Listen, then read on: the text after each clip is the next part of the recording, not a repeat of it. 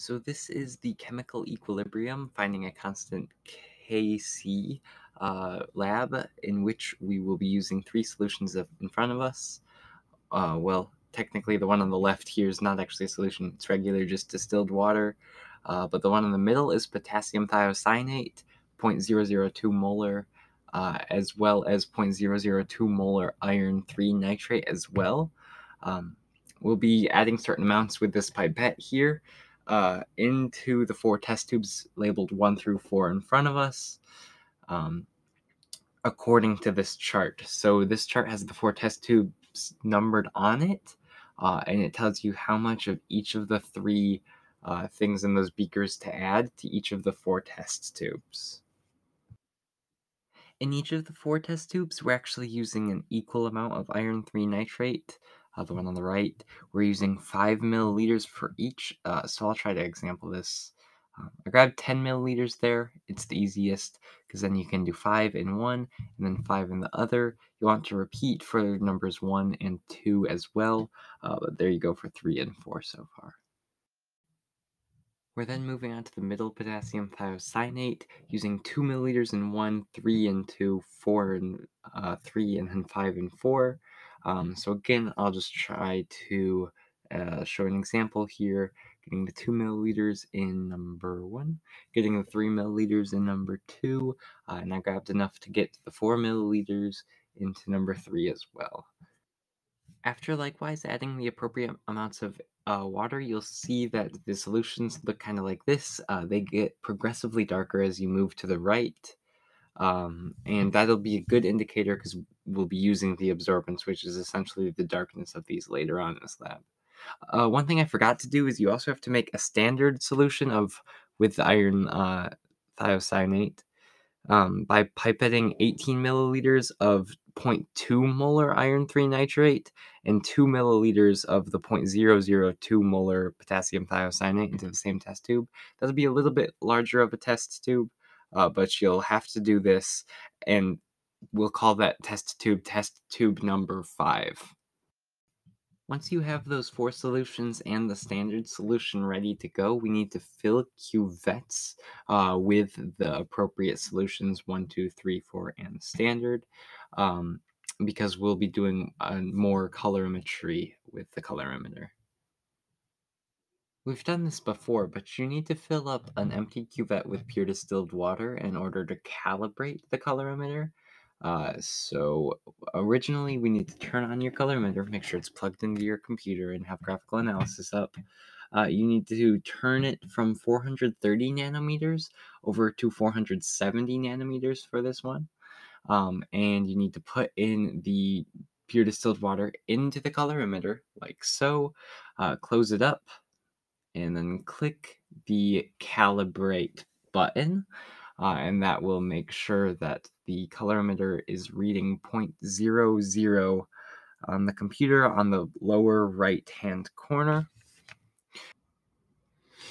Once you have the colorimeter properly calibrated, we're free to move into the next part where we're putting each of the cuvettes in there and recording the data. Unfortunately, my computer didn't screen record properly at this point in time, so I'll just have to explain it in words. You need to click the collect button on top once the colorimeter is in there, and in order to keep these, you need an event-based, and you need to press keep in order for you to keep a point. The event is going to be the test tube number, so like test tube number 1, or now in this case we're moving on to test tube number 2.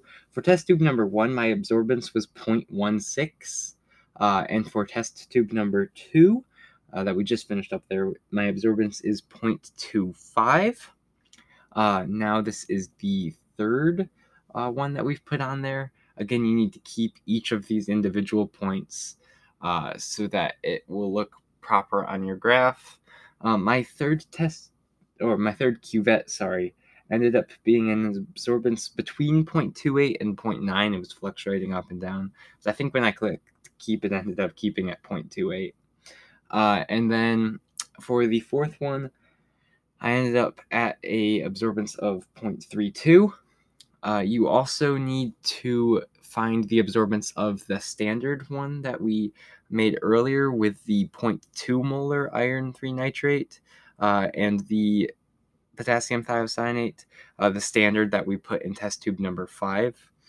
For me, the absorbance of that one was at 0.49.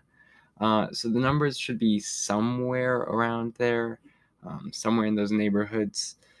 They're not going to be exactly precise because I might have messed up on some things, and likewise, the pipettes just aren't perfect, and it's a little tricky to get the right amount every single time. So it's all right if your numbers vary a little bit.